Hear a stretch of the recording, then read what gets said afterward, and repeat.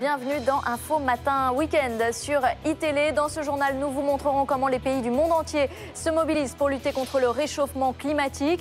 Ils ont participé à l'opération Earth Hour en éteignant des bâtiments emblématiques. Ça s'est passé en Grèce, à Athènes, mais aussi à Paris, à Kuala Lumpur ou à Pékin. Un petit coup d'œil à la météo avec le temps qui se gâte au nord, de la pluie et puis au sud, plus de soleil. Les détails avec Guillaume Serrin à la fin de ce journal. Donc voici les titres.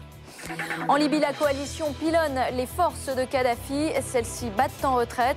Les rebelles ont repris Ajdabiya et Brega. Ils sont en route vers Tripoli. Les avions de chasse français ont abattu 7 appareils militaires libyens.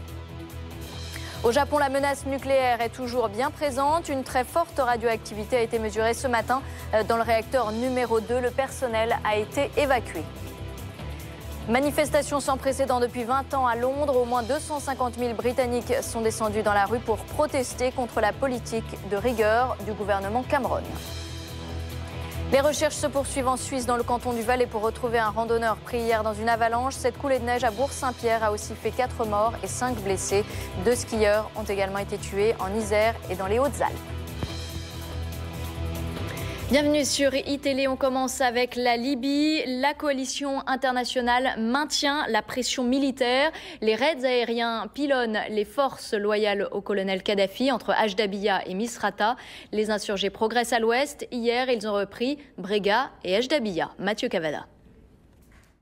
Aux alentours d'Ajdabiya, des dizaines de cadavres de militaires gisent le long de la route. Les chars sont détruits, l'artillerie lourde encore en flammes, symbole de la déroute des forces loyales au colonel Kadhafi, défaite par les rebelles et les importants bombardements de la coalition.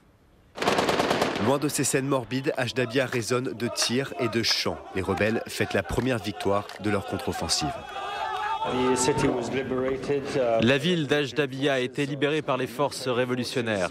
Quant aux forces de Kadhafi, beaucoup se sont rendus et d'autres se sont repliés. Pourchassés par les rebelles, l'armée du colonel Kadhafi se serait repliée vers l'ouest. Les rebelles affirment désormais avoir repris le contrôle de la ville de Brega, à 80 km environ d'Ajdabiya. Un simple retrait humanitaire selon les autorités libyennes, qui accusent la coalition et ses bombardements d'être responsables de la mort de dizaines de civils. Les croisés, comme nous les appelons, ont attaqué violemment l'armée libyenne et les civils. Afin d'éviter plus de pertes et pour la sécurité des civils, nos soldats ont décidé de se retirer. Un retrait et une respiration pour les habitants. Ajdabiya porte les stigmates de sa bataille. Un peu partout, des maisons rasées, détruites par les bombardements. Beaucoup de civils sont morts dans les combats. Eau, nourriture, électricité. Après plusieurs jours de siège, la ville manque de tout. Et puis des tirs de batterie anti-aérienne et 2 explosions se sont produites à Sirte. 3 détonations entendues dans le sud à Seba. Elles visaient un site militaire. Et puis plus à l'ouest, à Misrata, les avions de chasse français ont détruit au moins 7 appareils militaires libyens. 3 rebelles auraient également été tués. Toujours en Libye, les milices de Kadhafi ont une vision bien à elles de la liberté de la presse.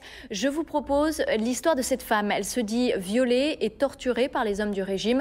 Elle cherche un asile dans l'hôtel des journalistes à Tripoli. Le récit de Lilia Melkonian.